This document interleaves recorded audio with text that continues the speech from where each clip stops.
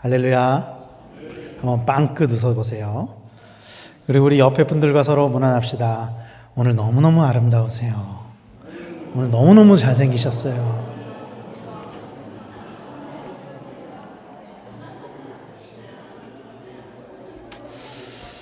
저 같은 남자 사람들은 도무지 이해를 하지 못하는데, 제가 알기로 여자 사람들은 이렇게 오랜만에 서로 만나면은 의례적으로 오늘 너무 예쁘다 이런 인사를 한다고 그러더라고요. 여러분들은 어떻게 마주쳤을 때 어떤 인사를 받을 때 기분이 좋으세요? 사람들이 저에 대해서 오해하는 게 있습니다. 저를 보면서 목사님 좀 살이 빠지신 것 같아요 라고 하면은 기분이 좋을 거라고 생각하시는데 그렇지 않아요. 왜냐하면 살이 빠지지 않았거든요. 빠졌어야 기분이 좋은 거죠. 오늘도 장로님 한 분이 저한테 살이 빠진 것 같아요 그랬는데 아닙니다. 그러시면 안 됩니다. 저한테. 옛날에는 이렇게 인사할 때 어떤 이렇게 사람들의 외모를 보면서 어떤 인사를 하면 좋아했냐면은 되게 이국적으로 생겼다고, 어디 서양의 멋있는 유명한 배우 같다고, 남자들을 보면서 제임스 딘 같으세요. 이런 거 있잖아요. 또 누구 있죠? 잘생긴 사람? 뭐식 있잖아요. 이런 사람들. 이 사람들이 낮은 자존감이 생기는 가장 근본적이라기보다는 첫 번째 이유, 자존감이 낮아지는 가장 쉬운 이유가 그 외모에 대한 부분들인 것 같아요. 겉으로 보여지는 모습에 대해서 다른 사람들과 비교를 하면서 그걸로 인해서 참 자존감이 많이 낮아지기도 하는 것 같고, 그래서 우리가 이제 요즘에는 좀 덜하지만 한때는 그 서양의 키 크고 잘생긴 사람들을 보면서 막 부러워하기도 했었죠. 그리고 그런 사람들이 요즘에도 이렇게 지나다니면은 이렇게 보면은 막 눈이 가잖아요. 그래서 생김새를 보면서 저 사람은 어느 나라 사람일 것 같아. 이렇게 그 사람의 국적을 파악하기도 하고 그러죠. 그런데 어떤 사람들은 그 생김새로 그 사람이 어느 나라 사람인지 파악이 잘 안 되는 사람들이 있어요. 파악이 잘 안 되는 사람들이 있어요.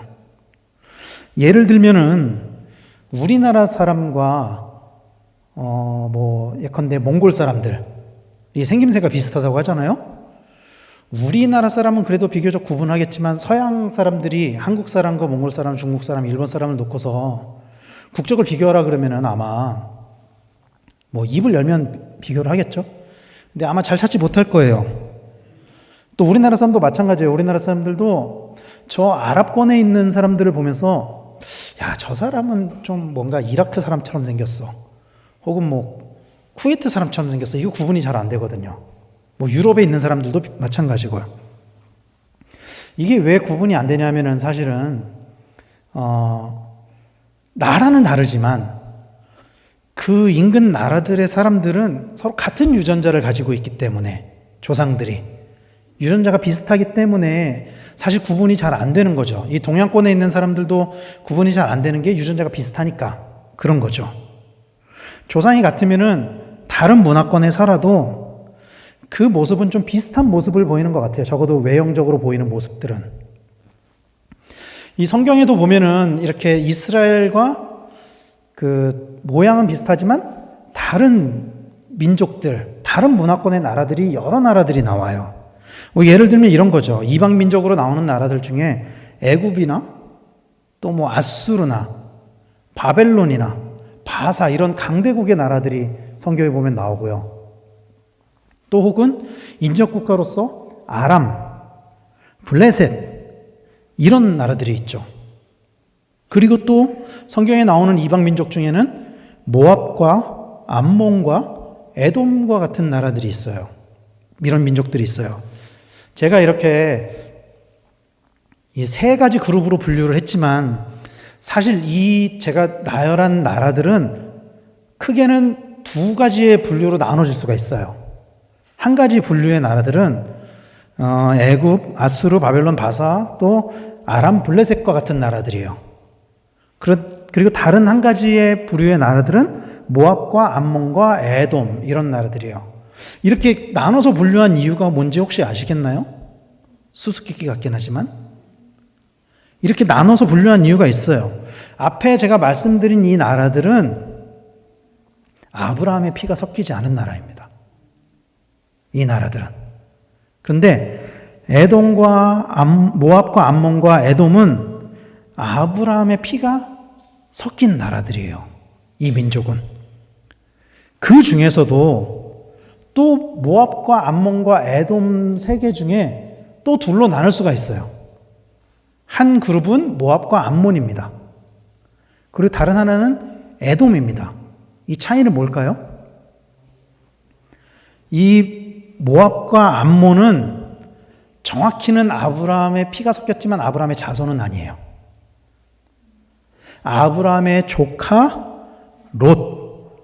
그 롯이 이제 왜 우리가 알고 있는 그 소돔이 멸망당할 때 그 왜 롯의 아내가 소금 기둥이 되잖아요. 그러고 나서 롯의 두 딸들이 그 대를 잇기 위해서 자기 아버지랑 동침을 해서 자식들을 낳는단 말이에요. 그 자식들이 이룬 민족이 모압과 암몬이에요. 그리고 다른 하나, 에돔은 아브라함의 자손으로 이루어진 민족입니다. 에돔의 조상이 누구냐 하면은 오늘 말씀의 주인공 중 한 사람인 에서이기 때문이에요. 에서는 아브라함의 손자죠. 에돔은 아브라함의 혈통을 물려받았죠. 심지어 사실 장자의 혈통을 물려받았죠. 그러나 이스라엘 민족에게 에돔은 이방인으로 분류가 됩니다. 왜 이방인으로 분류가 될까요? 첫 번째는 그냥 이름이 이스라엘이니까. 그러니까 뭐냐면은 이스라엘의 원래 이름이 뭐죠? 야곱이잖아요. 야곱이 이스라엘이라는 이름을 받았고 그 야곱의 자손들로 이스라엘 민족이 이루어진 거잖아요. 에돔은 야곱과는 형제 관계지 야곱의 자손이 아니란 말이죠. 그러니까 이스라엘 민족이 아니죠. 에돔은. 그리고 또 다른 하나는 이 오늘의 말씀의 사건 이후에 이스라엘과 에돔이 끊임없이 갈등을 일으킵니다. 끊임없이 갈등을 일으켜요. 그렇기 때문이에요. 특히 어떤 사건이 있냐면 어떤 유명한 사건이 있냐면요. 이스라엘이 출애굽하는 과정에서 에돔이 이스라엘을 어렵게 만드는 사건이 나와요. 그 말씀이 민수기 20장에 기록이 되어 있는데 성경에 의하면은 이 에서가 나중에 어디에 자리를 잡냐 하면은 오늘날 사해 남부의 세일산에 자리를 잡고 민족을 이루게 됩니다.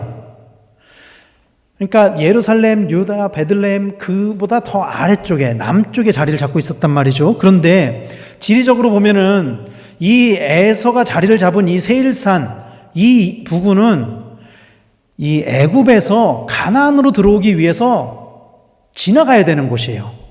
중간에 딱 중간에 자리를 잡고 있는 거예요. 에돔이. 그래서 출애굽한 이스라엘이 가나안으로 가기 위해 그곳을 거치기 위해서 모세가 에돔의 왕에게 이렇게 요청을 합니다. 민수기 20장 17절에 보면은 청하건대 우리에게 당신의 땅을 지나가게 하소서. 그러면서 이렇게 얘기해요. 우리가 밭으로나 포도원으로 지나가지 아니하고 우물물도 마시지 아니하고 왕의 큰 길로만 지나가고 당신의 지경에 나가기까지 왼쪽으로나 오른쪽으로나 치우치 아니하리이다 한다고 하라 하였더니 그러니까 땅을 지나가게 해주십시오 하면서 뭐라고 이야기하냐면은 어디도 밟지 않을게요. 물도 마시지 않을게요. 아무것도 건드리지 않고 그냥 지나만 가겠습니다. 그때 에돔 왕이 21절에 보면은 에돔 왕이 이같이 이스라엘이 그의 영토로 지나감을 용납하지 아니하므로 이스라엘이 그들에게서 돌이키니라 라고 말씀하고 있어요. 이 출애굽 과정에서 이스라엘이 가나안으로 나아갈 때 사실 빨리 갈 수 있었어요. 빠른 길로. 그런데 에돔을 지나가지 못했어요. 그래서 이스라엘은 에돔을 돌아서 먼 거리로 이렇게 가야만 했습니다. 그리고 이후에도 이스라엘 왕국이 분열된 이후에 유다 왕국이 멸망할 때까지 에돔과 긴장 관계에 있었어요. 그러니까 주로 유다 왕국과 부딪힐 수밖에 없었던 이유는 에돔이 남쪽에 있었기 때문이에요. 북이스라엘은 주로 아람이 괴롭혔고 남유다는 블레셋과 에돔이 주로 괴롭혔단 말이죠. 그리고 이 에돔과의 긴장 관계는 결국 바벨론에 의해서 남유다가 망하게 되는 그런 단초를 제공하기도 해요. 그러니까 강대국을 막아야 되는데 에돔을 신경 쓰니까 제대로 막을 수가 없는 거예요, 이게. 그래서 오바댜서에 보면은 이스라엘의 원망을 이렇게 기록을 해요. 오바댜 1장 8절에 여호와의 말씀이니라 그날에 내가 에돔에서 지혜 있는 자를 멸하여 에서의 산에서 지각 있는 자를 멸하지 아니하겠느냐. 또 10절에 내가 내 형제 야곱에게 행한 포악으로 말미암아 부끄러움을 당하고 영원히 멸절되리라. 야곱에게 행한 포악이 이스라엘에게 행한 거잖아요. 영원히 멸절시키겠다 그렇게 말씀하세요. 또 아모스서에서도 보면요. 아모스 1장 11절에서 12절 말씀에 여호와께서 이와 같이 말씀하시되 에돔의 서너 가지 죄로 말미암아 내가 그 벌을 돌이키지 아니하리니 이는 그가 칼로 그의 형제를 쫓아가며 긍휼을 버리며 항상 맹렬히 화를 내며 분을 끝없이 품었음이라. 내가 대만에 불을 보내리니 보스라의 궁궐들을 사르리라. 이 에돔이 이스라엘에 대해서 끊임없이 공격하고 끊임없이 괴롭혔단 말이죠. 그래서 하나님께서 에돔을 불로 심판하시겠다. 이렇게 말씀하신 거예요. 이렇게 이스라엘과 에돔은 지리적으로 가까운 나라였지만 사실은 나라가 번영하기 위해서는 인접국가랑 사이가 좋아야 되거든요. 전쟁이 없어야지 나라가 번영하잖아요. 그런데 좋은 관계가 아니었어요. 이스라엘과 에돔은. 그리고 서로 긴장 관계를 유지해서 결국에 어떻게 되냐면 서로 둘 다 망해요. 둘 다 망해요. 그리고 시간이 지나고 신약에서는 이 에돔 자손이 신약에서는 어떻게 등장하는지 혹시 아십니까? 에돔 자손이 이두메라는 이름으로 다시 등장을 해요. 근데 이두메 하면 우리가 떠올려야 하는 인물이 있어요. 신약 성경에. 누구일까요? 헤롯 왕입니다. 헤롯 가문이 이두메인입니다. 에돔의 자손입니다. 헤롯 가문이. 그래서 헤롯 가문도 나중에 멸절을 당하죠. 그래서 이스라엘과 에돔은 끊임없이 갈등하고 서로를 힘들게 했어요. 결국 마지막에는 그 상징인 헤롯이 예수를 죽이려고 하잖아요. 아기 예수를 죽이려고 하잖아요. 끊임없이 갈등했단 말이죠. 이 갈등의 시작이 어디냐? 오늘 우리가 읽은 본문에서 시작이 된다는 거예요. 이 갈등이. 오늘 우리가 읽은 본문은 주일학교 때부터 들어온 이야기입니다. 혹시 모르시는 분? 모르시는 분은 저기 어린이교회 주일학교부터 다시 갔다 오시길 바랍니다. 주일학교 때부터 수도 없이 들었던 이야기예요. 소위 에서가 장자권을 팥죽 한 그릇에 팔아버리는 이야기입니다. 제가 어렸을 때는 이렇게 팥죽 한 그릇에 에서가 장자권을 팔았다라고 배웠거든요. 근데 말씀을 준비하면서 더 자세히 보니까 팥죽과 떡을 같이 줬더만요. 떡도 줬더만요. 어쨌든 우리가 너무 잘 아는 이야기예요. 다 아는 이야기지만 오늘은 약간의 관점을 돌려서 말씀을 보려고 해요. 우리는 이 말씀을 읽으면서 대부분 야곱의 관점에서 말씀을 이해를 해요. 쌍둥이 동생인 야곱이 형의 장자권을 지혜로 가져오고 나중에 축복을 받아서 이스라엘의 조상이 되는 이야기로 받아들이죠. 그렇게 배워왔죠. 그런데 에서의 관점에서 오늘 말씀을 다시 구성하면은 좀 생각해 봐야 될 부분들이 있는 것 같아요. 오늘 말씀에 보면은 에서와 야곱은 전혀 다른 성향의 아이로 자라갑니다. 둘은 쌍둥이로 태어났죠. 그런데 에서는 사냥꾼으로 자라고 야곱은 장막에 거주하는 사람으로 장성하게 됩니다. 쌍둥이인데도 이렇게 달랐어요. 어느 날 사냥을 하고 돌아온 에서가 죽을 쓰고 있는 야곱을 보게 되죠. 오늘 본문에서는 에서가 심히 피곤하여 죽을 요구했다라고 기록되어 있잖아요. 그런데 제가 보니까 다른 번역서에서는 이걸 어떻게 번역을 하냐면은 배고파서 죽을 요구했다라고 기록하고 있어요. 그때 야곱이 에서에게 먼저 형의 장자권을 오늘 내게 파십시오 라고 요청을 했습니다. 그때 에서가 뭐라고 대답하냐면은 오늘 보면 32절 말씀에 보면은 에서가 이르되 내가 죽게 되었으니 이 장자의 명분이 내게 무엇이 유익하리요? 라고 말씀하고 있습니다. 정말 배가 많이 고팠나 봐요. 죽을 만큼 배가 고팠나 봐요. 저걸 안 먹으면 내가 죽을 수도 있겠구나 싶을 만큼 배가 고팠나 봅니다. 그렇게 따져보면 사실 지극히 당연한 이야기죠. 에서의 대답은. 왜냐하면 목숨보다 더 귀한 거는 없잖아요. 죽으면 무슨 소용이 있나요? 예수님께서도 목숨보다 더 중요한 것은 없다고 말씀하셨어요. 그런데 예수님께서 말씀하신 그 목숨은 오늘 에서가 내가 죽을 지경이다, 죽게 되었다라고 하는 그 목숨과는 사실은 다른 목숨을 이야기하는 거죠. 에서는 당장 눈앞에 보이는 육신의 필요에 집중하고 있는 거예요. 육신의 목숨을 갈구하고 있는 거예요. 그래서 에서는 야곱에게 장자권을 팔아버렸습니다. 중요한 것은 야곱이 에서에게 장자권을 강탈한 것이 아니라는 거예요. 강탈한 게 아니고 대가를 주고 사왔다는 거예요. 장자권을. 물론 그 대가가 장자권과 등가가 맞느냐라고 이야기하면은 좀 달라지겠지만 어쨌든 대가를 주고 팔아온 거예요. 왜냐하면 그때 그 팥죽과 떡은 에서에게는 목숨과 같은 가치였기 때문에.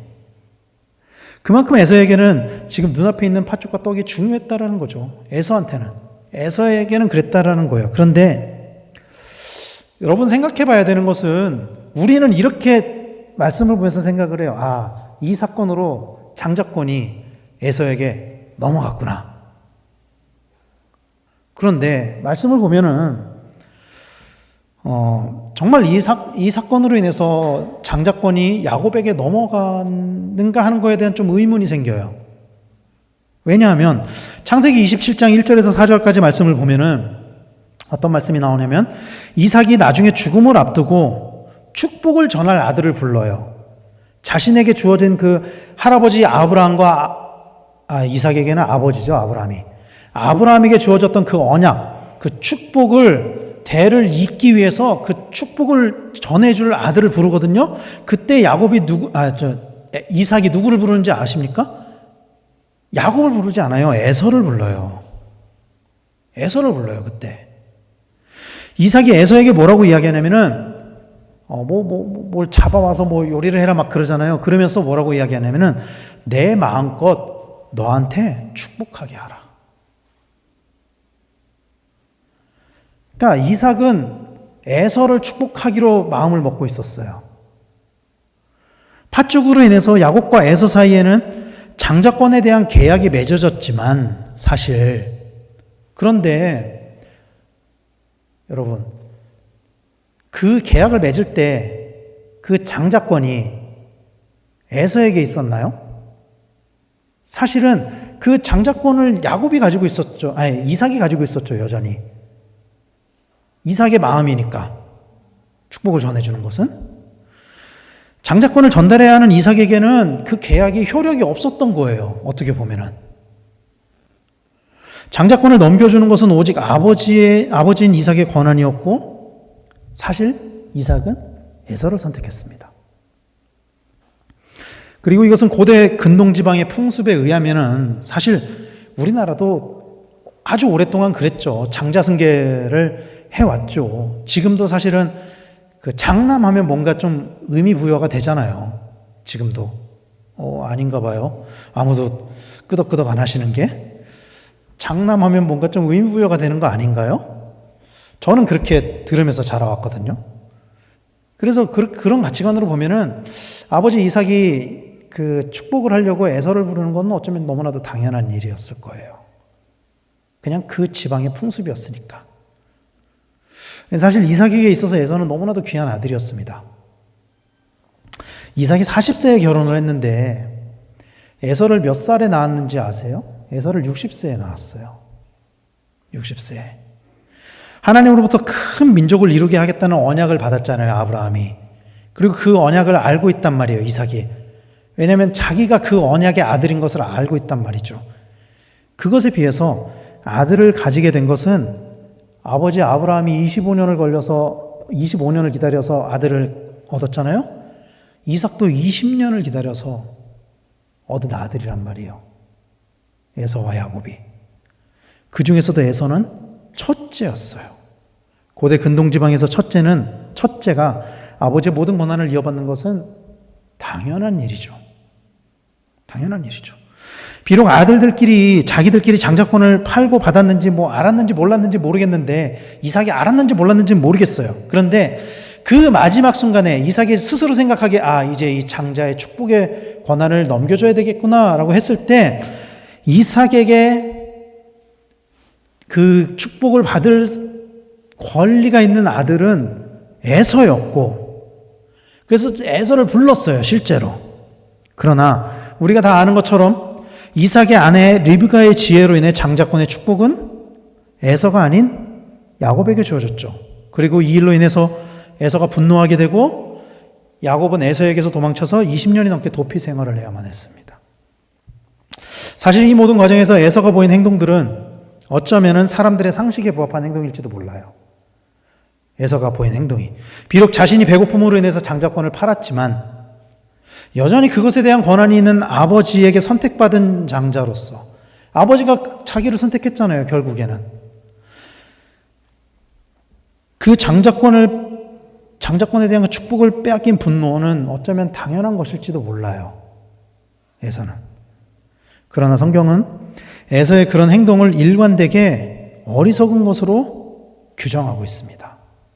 그리고 아마도 에서의 이런 미련함은 하나님이 이미 알고 계셨고 그렇기 때문에 에서가 태어날 때부터 이 말씀이 예언되어 있었어요. 창세기 25장 23절을 우리말 성경으로 이렇게 번역합니다. 여호와께서 그녀에게 말씀하셨습니다. 두 나라가 내 태 안에 있다. 내 태 안에서부터 두 민족이 갈라질 것이다. 한 민족이 다른 한 민족보다 강하니 형이 동생을 섬기게 될 것이다. 제가 왜 이 말씀을 우리말 성경으로 번역을 가져왔냐면요, 개역개정에서는 이 말씀을 누구에게 한 건지 좀 명확하게 드러나지가 않아요. 개역개정에서는 마치 하나님이 이삭에게 이 말씀을 주신 것 같이 자세히 읽지 않으면 그냥 흘려서 읽을 수도 있게 번역이 되어 있어요. 그런데 우리말 성경에서는 명확하게 여호와께서 그녀에게 말씀하셨습니다. 그러니까 이 말씀이 하나님이 누구에게 하신 말씀이냐면 이삭에게 하신 말씀이 아니에요. 이 말씀은 리브가에게 하신 말씀이고 왜 이 말씀을 주셨냐면은 이게 쌍둥이니까 배가 엄청 컸을 거 아니에요. 아들 둘이 들어가 있으니까. 근데 이 두 아들이 뱃속에서 치고받고 하는 거예요. 막 싸우는 거예요. 이러다 얘들이 죽겠다. 진짜 성경에 그렇게 나와 있어요. 아들들끼리 싸웠다고요, 뱃속에서. 그래서 리브가 걱정이 돼가지고 기도하다가 하나님이 이 말씀을 주신 거라고요. 그리고 이 말씀을 이삭이 알았는지는 잘 모르겠지만 이 말씀이 리브가로 하여금 어쩌면은 그 두 아들이 태어났을 때 야곱을 편애하게 만든 말씀일지도 몰라요. 어쩌면. 리브가는 알고 있었거든요, 이 말씀을. 그래서 성경은 보면은 이삭은 에서를, 리브가는 야곱을 사랑했다고 말씀하고 있고 결국 나중에는 리브가로 인해서 야곱이 장자권을 가로채게 되는 거죠. 그래서 오늘 본문에 보면 또 이후에 일어나는 일들을 보면은 야곱의 네 식구는 모두 각자의 판단대로 행동했습니다. 자기의 입장에 따라서, 자기의 입장대로. 그런데 그 행동의 결과는 자기들이 원하는 대로 되지는 않았던 것 같아요. 다 원하는 대로 되지는 않았어요. 그 행동의 결과는 하나님께서 예비하신 대로, 그 복중에 있을 때, 태중에 있을 때 예언하신 그대로 나타났습니다. 하나님의 계획에 따라 야곱은 장자권을 계승했고 에서는 장자권을 빼앗겼어요. 그렇다면 왜 하나님은 굳이 장자인 에서가 아니라 야곱을 통해서 언약을 이루었느냐 하는 거죠. 장자가 아니라. 첫 번째는 에서가 영적인 것이 아니라 세속적인 것을 구했기 때문입니다. 장자권의 의미를 에서가 몰랐을까요? 이 팥죽을 먹을 때 이 장자권에 가지고 있는 의미를 에서가 몰랐을까요? 아마도 장자권의 의미를 알고 있었을 것입니다. 고대 근동의 문화에 의하면 알고 있었을 것 같아요. 그러나 에서는 그것이 하나님의 축복을 의미하는 것이라는 의식은 별로 없었던 것 같아요. 그래서 자신의 육신의 배고픔보다 작은 것으로 여겼습니다. 히브리서에서는 이런 에서에 관하여 이렇게 기록하고 있습니다. 히브리서 12장 16절 말씀에 보면 또한 음행하는 사람이나 음식 한 그릇에 자신의 장자권을 판 에서와 같이 세속적인 사람이 없도록 살피십시오 라고 말씀하고 있습니다. 성경은 특히 히브리서에서는 에서를 세속적인 사람으로 규정하고 있습니다. 그가 하나님 나라를 믿으며 하나님과 자신의 할아버지, 아버지와 맺은 그 언약의 중요성을 인식하고 있었다면, 그가 그런 영적인 사람이었다면 어떤 경우라도 장자권을 그렇게 쉽게 내놓지는 않았을 것입니다. 그러나 그는 하나님과의 언약보다, 그 언약의 축복보다 자신의 배고픔이 우선인 세속적인 사람이었죠. 눈에 보이는 것, 당장에 나에 필요한 것, 내 눈앞에 보이는 것을 구하는 그런 사람이었다라는 것입니다. 그래서 하나님은 에서가 아닌 야곱을 통해서 언약을 이루었습니다. 그리고 에서가 하나님으로부터 버림받은 두 번째 이유는 에서가 하나님의 백성이라는 그 혈통을 소홀히 했기 때문입니다. 고대 근동지방에서 혈통은 가문을 이어가는 데 있어서 중요한 것이었습니다. 특히 이스라엘은 그것이 더 중요했는데, 왜냐하면 아브라함의 아들 이삭이 하나님의 언약으로 낳은 아들이었기 때문입니다. 이 에서의 아버지 이삭은 그냥 주어진 아들이 아니라 하나님과의 언약으로 주어진 아들이었어요. 그리고 하나님의 그 언약은 이삭을 통해서 완성되는 것이 아니고 이삭에게서 또 대를 이어서 언약이 이어져야만 하는 그 과정에 있는 사람이었어요, 이삭은. 그래서 이삭에게서 낳은 아들인 에서와 야곱 또한 하나님과 아브라함이 맺은 그 언약을 이어가야 하는 중요한 아들들이었어요.